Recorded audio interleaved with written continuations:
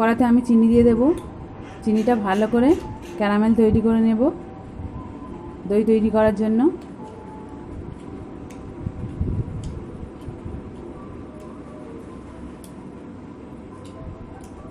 এইভাবে আস্তে আস্তে হালকা আঁচে নেড়ে নেড়ে চিনিটা লাল ভাব করে আসবে যখন,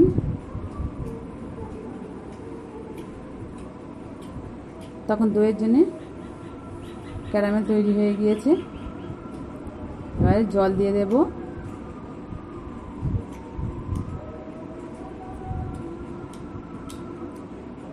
৳5 প্যাকেট গুঁড়ো দুধ নিয়েছি। গুঁড়ো দুধগুলো এইভাবে কেটে নেব আমি।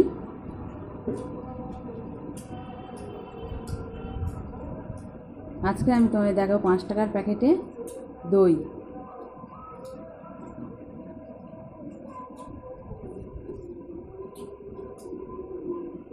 ৳5 গুঁড়ো দুধটা আমি এবারে হালকা জল দিয়ে ভালো করে গুলে নেব।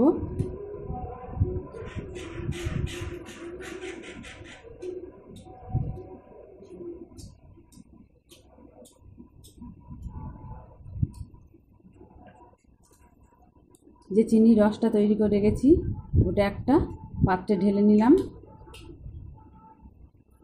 এবার কর্নফ্লাওয়ার নিয়েছি আমি 3 চামচ মতন। 3-4 চামচ কর্নফ্লাওয়ার নিয়েছি। কর্নফ্লাওয়ারটা ভালো করে জলে গুলে নেব।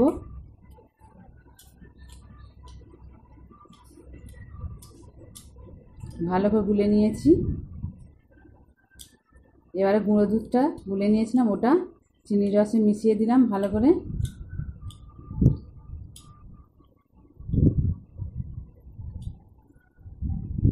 কর্নফ্লাওয়ার নিয়েছি, কর্নফ্লাওয়ারটা ভালো করে গুলে নিলাম।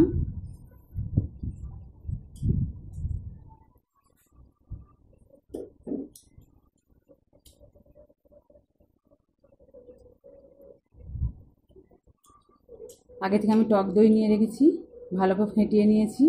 টক দইটা ঢেলে দেব। এগুলো কিন্তু সব দিতে হবে হালকা, একদম ঠান্ডা মানে ঠান্ডা হয়ে গেলে সেরকম অবস্থা দিতে হবে। গরমে দেবে না, তাহলে কেটে যাবে, দইটা বসবে না ভালোভাবে। ভালো করে ফেটিয়ে নিয়েছি আমি। 3টে ছোট ছোট স্টিলের বাটি নিয়েছি। দেখো বন্ধুরা, স্টিলের বাটিতে আমি এইভাবে 3 বাটি দিয়ে দেব।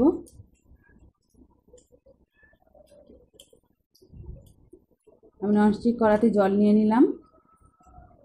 অল্প পরিমাণ জল দিলেই হবে।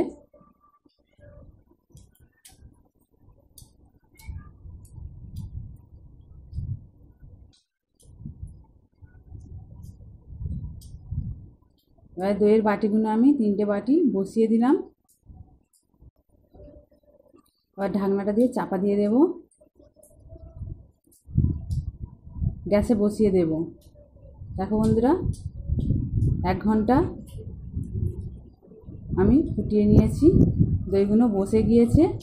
এবার দইগুলো 2 থেকে 3 ঘন্টা মতন ফ্রিজে রেখে দেবে।